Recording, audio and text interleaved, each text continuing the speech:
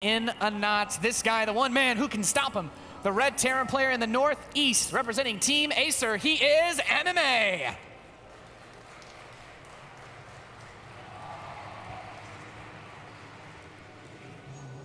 And the man who would put us into that incredibly awkward Tyratosis, the blue Terran player in the northwest, representing Cooler Master Storm. He is Polt. Well, I gotta tell you, Nathanius, I love awkward and I love ties. Yeah, these two guys, it's really interesting to watch, like some of the games that they've played for TVT, like MMA, who had this really sick, right? It's I don't necessarily sick, but like it's a really interesting series versus Bomber, and like Bomber's had a couple of weird games against both these players. We like threw away a lot of medevacs and still won anyway, like medevacs full of units, but they're both very scrappy in that mid-game phase. And by the way, we have gas first again from both players. I think anything else on this map is like borderline suicide. Well, yeah, it looks like just completely mirrored builds right now. So, I mean, I think this is the thing to do. This is the thing to do. So, if you know that your opponent's going gas first, okay, let's just say you're blind countering as hard as you can. You're playing merry-go-round, your opponent's going to go gas first. What exactly do you want to do with your gas first to make sure that you have at least a little edge?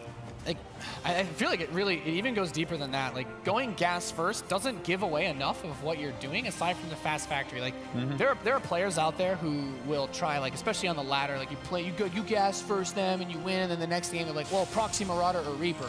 But these builds are actually, like, players have figured out there are ways to hold any TVT cheese, like, and anything with slow units, like, because if you open up with the Hellions or the Banshee, then you instantly win because you're ahead on tech, and it's really tricky.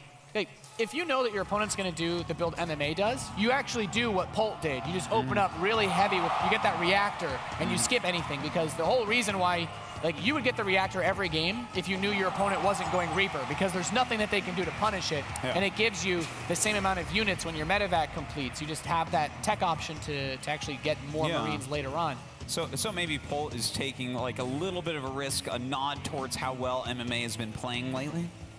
Yeah, I feel like Polt actually had the more aggressive build the last game, just because he opened up with the second medevac, which is highly unusual.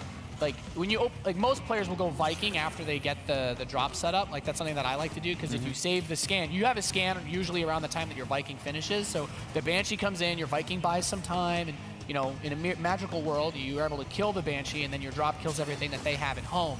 But going for the second medevac puts you in a, like, if MMA had gone Banshee the last game and Polt didn't see it and he leaves with that drop, like, he doesn't really have anything aside from slow Marines to try to kill a Banshee. And that doesn't work. I've seen that before. It's brutal. Not really, no. It's quite painful to deal with. So this game, MMA, is it's looking like, Banshee opening, and Polt is actually doing the same thing that he did the last game. And that actually makes me a bit nervous for Polt, because if there's one thing that MMA is good at, it's learning during a best of 3 or a best of 5 or whatever. Like, he watches what you're doing and he adapts to it. So if Polt just keeps doing the same build, I feel like that's something that's going to give MMA an edge.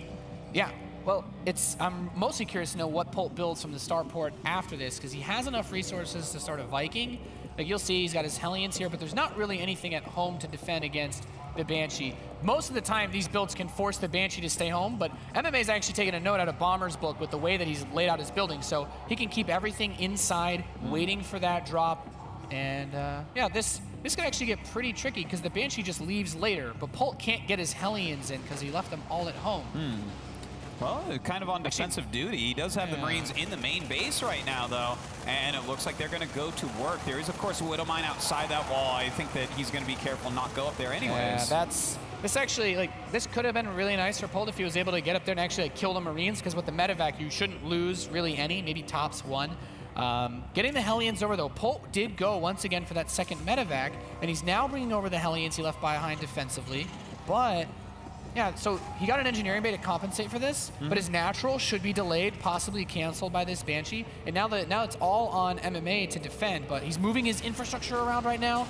Oh boy, he does not have a lot of units. He's going double command center right now. MMA may have expanded a little bit too quickly. All these Hellions should have no trouble at all. Well, that certainly changes things up a little bit. Yeah, that was a fantastic Widow Mine hit there, killing 2 in like 9/10 of a Hellion. Yeah, but that is the tricky part is he's actually losing his barracks. Polt's like, yeah, I'm not gonna be baited into your SCV pull because he knows that MMA has to bring his workers through a choke point if he wants to attack them here. And now, I still think Polt got what he needed. Like MMA got his command center so much faster. You're like, normally, yeah, that's a great thing. Yeah, I got the command center, but in this instance, he also went for a 3rd command center, which was a little bit greedy, but it looked like, you know, he had a good defense for a little bit there. He had a good base layout, but in a matchup that oftentimes these days sits on one base for the first 10 minutes, going for 3rd CC against somebody who goes gas first is just it's a little bit of a risky maneuver. Well, that is it, and Polt will win the series 2-0.